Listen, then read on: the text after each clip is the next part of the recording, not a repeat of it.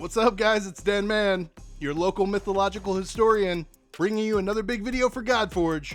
And in this one, we're covering Apep, also known as Apophis, a serpent that terrorized the Egyptian gods. But it doesn't end with just a myth. In 2029, Apophis will come close enough to the earth to make scientists nervous. Stick around to find out why this ancient story is still relevant today. Long before the first sunrise, ancient Egyptians believed everything began in what was known as Nun, a black ocean of chaos. Out of it rose Ra, the sun god, in his golden boat. But with light comes darkness, and this darkness had a name, Apep.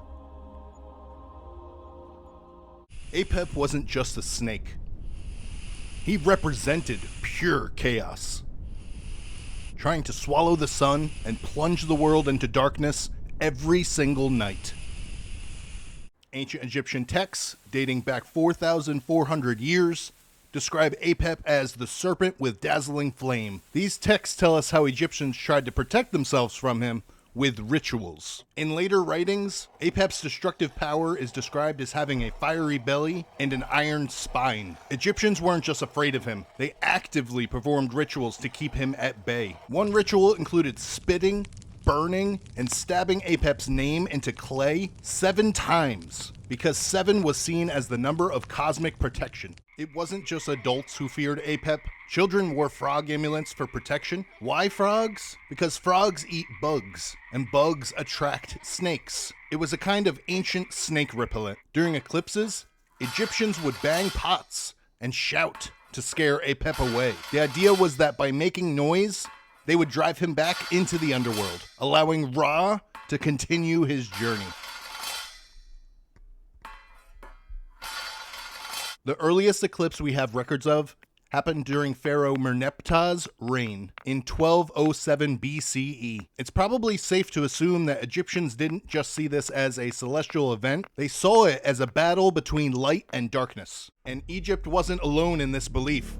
The Mesopotamians had Tiamat, a dragon who fought against the gods. The Greeks had Python, who was defeated by Apollo. Even Norse mythology tells of Jormungandr, a serpent that encircles the world, waiting to fight Thor. From the Near East to Europe, the snake is the symbol of chaos, but the hero, whether it's Ra, Apollo, or Thor, always brings order. Fast forward to today, Apophis, an asteroid roughly the size of the Great Pyramid, will make a close pass by Earth in 2029, just 31,600 kilometers away, which is closer than many of our satellites. If it hits, it could unleash energy equivalent to thousands of nuclear bombs. But instead of fearing it, NASA plans to study it. They're sending a mission to gather samples from Apophis in an effort to learn more about these cosmic serpents. In 2029, we won't just be reading about Apophis in history books, we'll be watching it pass by in real time. Imagine millions of people around the world glued to their screens, hoping and praying for a close pass and not a collision.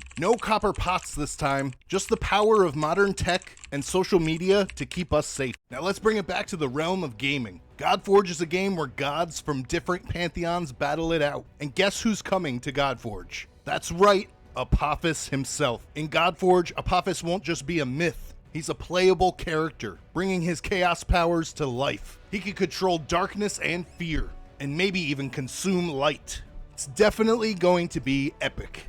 But how will he fare against Ra, or even other gods from different pantheons? Will he be an ally to destructive gods like Loki, or a deadly enemy to those who stand for balance like Thor? Imagine Apophis joining forces with Loki in Norse mythology. Chaos meeting chaos. Together they could unleash an unstoppable wave of destruction, tearing down the foundation of the 9 realms. But Ra would never let that happen. He'd call upon the mighty Osiris to fight back, each god bringing their own unique powers to the war. There's always the clash of the titans. If Apophis faces Zeus, well, that's a battle for the ages. Thunder versus darkness, the clash of light and shadow, where only one can prevail. What if they all fought for control of the cosmos? Who would win the ultimate battle for the fate of the universe? Ra, Apophis? Or would it be a new god entirely who rises from the ashes of their battle? Apep may no longer lurk under the horizon at night, but his story continues to remind us that chaos is always lurking. We may not have priests or rituals to protect us anymore, but we still battle uncertainty in our daily lives. Keep shining that light and the sun will always rise. That's all I got for you guys. I hope you learned a bunch. Stay tuned for the trivia that I got coming up in a second so you can test your knowledge. Make sure you guys like the video